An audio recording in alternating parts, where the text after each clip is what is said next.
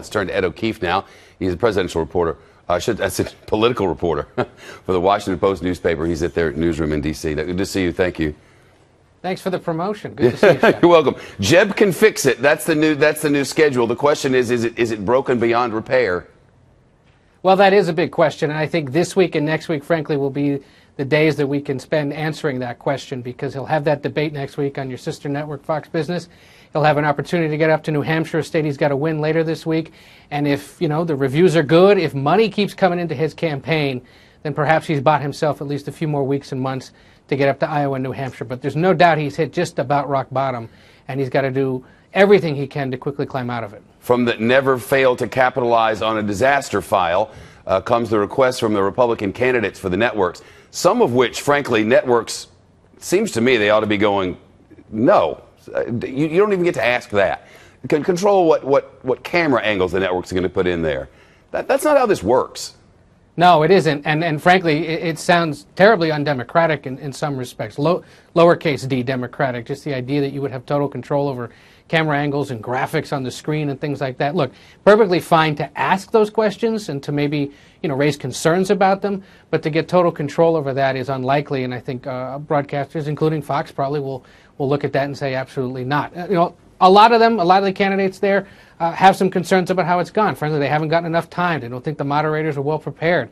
And, issues like the temperature in the room, that's legitimate. Yep. Look at that debate at the Reagan Library last month, where a lot of them almost immediately broke into a flop sweat because it got so warm in that airplane hangar where they held the debate. So those types of questions are typical. They do get asked.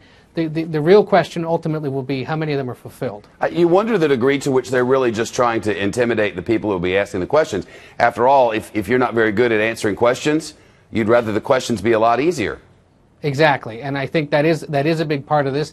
But look, this type of thing has gone on before. The big difference this time, of course, is you have 14 different campaigns talking about this at the same time.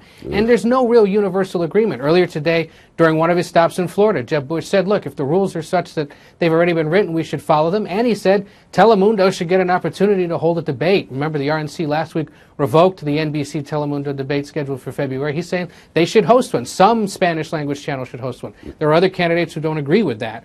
So obviously there's some disagreement among the 14, though ultimately probably not everyone 100% happy with how it's going so far. The New Hampshire polls we've just put up, this is a new New Hampshire poll from Monmouth University. Not a lot of change until you get down to Marco Rubio. It looks like Marco Rubio, if no one else, Marco Rubio, there's change in the air for him. Would you agree in New Hampshire at least? Absolutely. There's an upward trajectory everywhere, and especially there in the critical state of New Hampshire for him. That's obviously the echo of a good debate performance for him last week. Kasich holding steady there at 11% is also notable.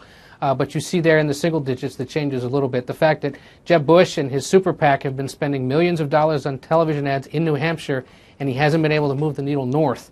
That should bring great concern. It's another example of why he's going to spend 3 days in the state this week, hopefully trying to earn some free media and get those numbers to move up. Nothing better than free media. Ed O'Keefe from the Washington Post at their newsroom in D.C. Good to see you. Thank you.